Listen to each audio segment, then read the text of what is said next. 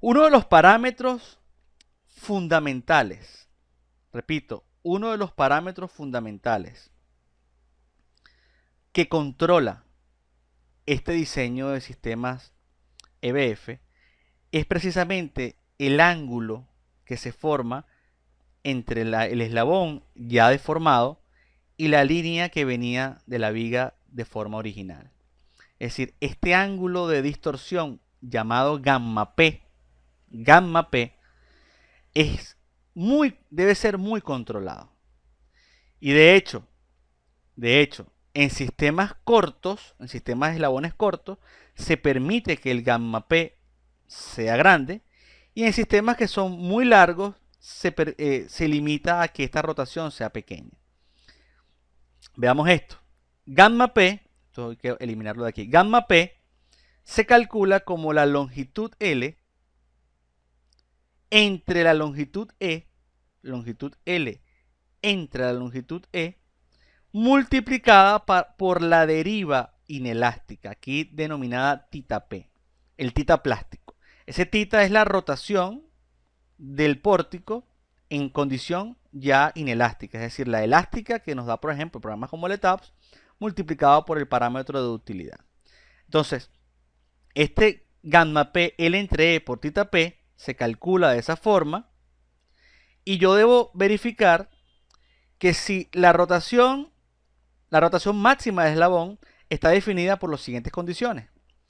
Si esa longitud del eslabón E es menor a 1.6 MP entre BP, se permite 0.08 radianes. Si la excentricidad supera 2.6, se permite 0.02 radianes.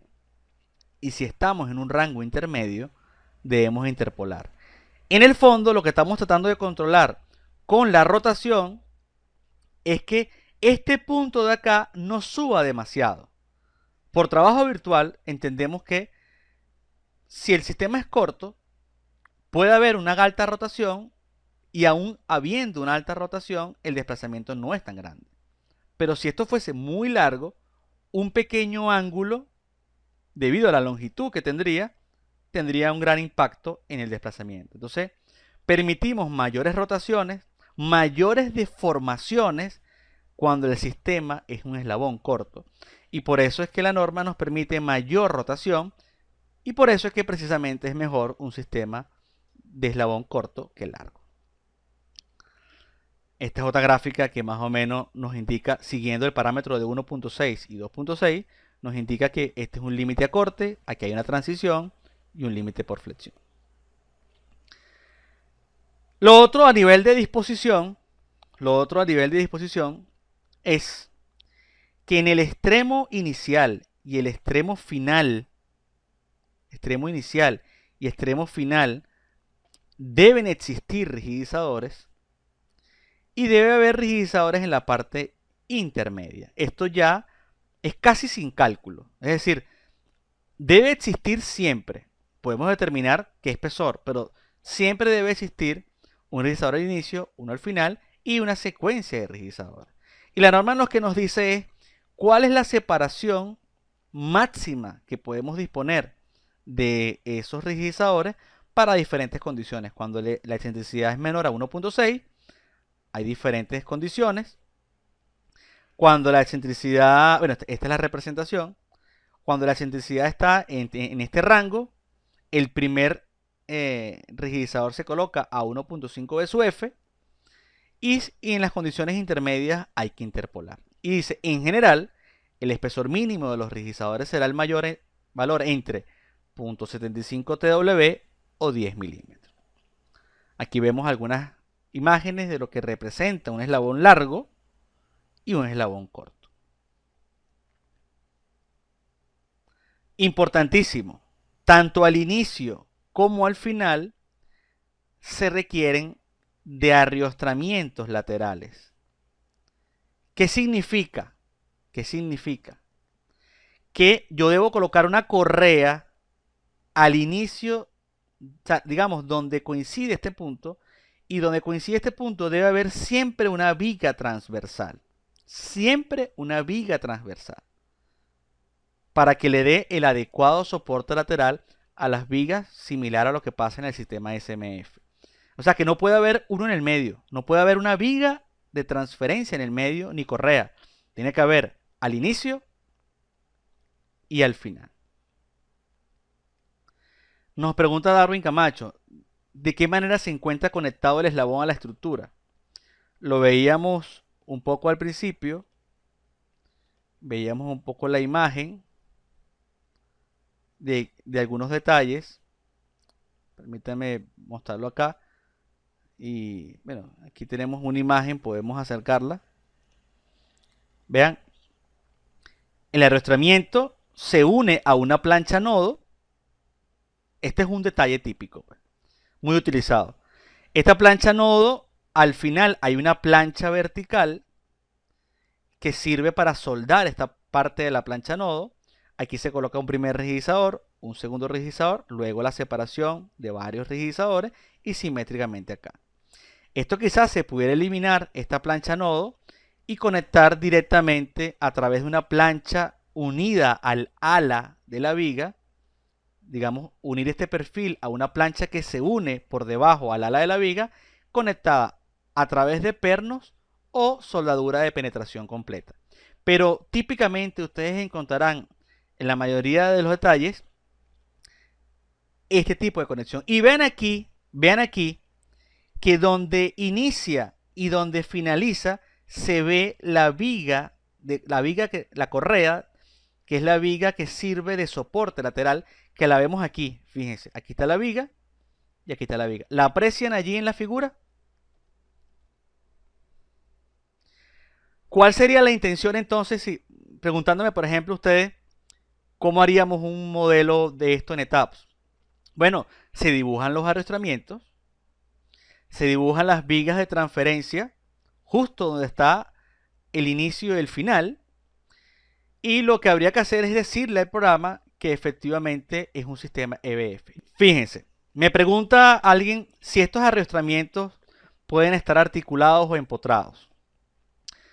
Bueno, evidentemente pueden ser las dos condiciones. Todo dependerá del tipo de conexión que aquí se emplee. Este tipo de conexión se simula muy bien de tipo articulado. Pero hay conexiones mucho más robustas que podrían asociarse a una conexión de empotramiento. Es decir, si yo llego, de hecho, déjeme mostrarle un proyecto que yo realicé. Déjame buscarlo por acá, que debe estar en alguna parte. Y ya les voy a mostrar varias cosas. Déjenme buscarlo.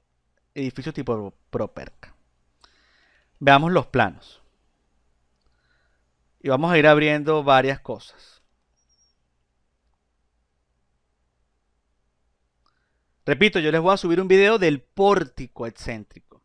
Y quiero dejar como tarea que ustedes agarren el edificio que tienen, que ya realizaron con pórticos a momento y pórticos concéntricos, y sustituyen el sistema concéntrico por un sistema excéntrico. No van a ver videos de eso, pero sí van a tener el video del pórtico excéntrico, que asociando una cosa y otra pueden construir ese edificio. Veamos, esta es la planta. Aquí tenemos unos pórticos excéntricos. Ya yo voy a mostrar el modelo de esa edificación, ya se las voy a mostrar. Pero quiero que vean un poquito el detalle de esa unión, que bueno, es interesante. Aquí está.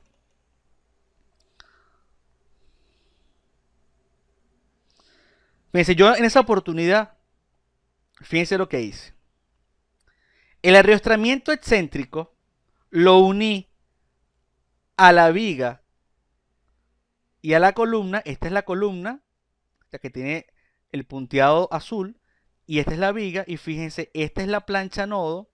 Y vean que yo hice una conexión bien completa a momento, prácticamente, donde yo consideré aquí que prácticamente esa unión estaba empotrada. Eso se puede hacer así. Después se puede se puede, dependiendo de los espesores en principio pareciera empotrada, pero dependiendo de los espesores que se coloque y de la plancha nodo, puede simularse articulada. Eso es un poco ambiguo porque no hay, no hay mucha información de cuándo la conexión está articulada y empotrada. Digamos que habría que hacer ciertas verificaciones de flexibilidad para saber si esta unión se parece más a un empotramiento o a una articulación. Pero vean aquí arriba. Fíjense que yo, en vez de utilizar una plancha nodo y una plancha, no, lo que hice fue que llegué a una plancha, una placa, que se conecta al ala de la viga a través de pernos. Y haciendo un corte eje BB o CC, se ve de esta forma. Esta es la proyección del arrastramiento. Está llegando con una plancha que vean que el ala del perfil es más pequeña. Entonces se complementa con otra placa al lado derecho y al lado izquierdo. Se rellena con soldadura de penetración para que esta plancha, que es la que trae el arrastramiento, pueda, digamos, apoyarse en toda una ala. Y además, esta es la representación de los rigidizadores que estamos viendo acá.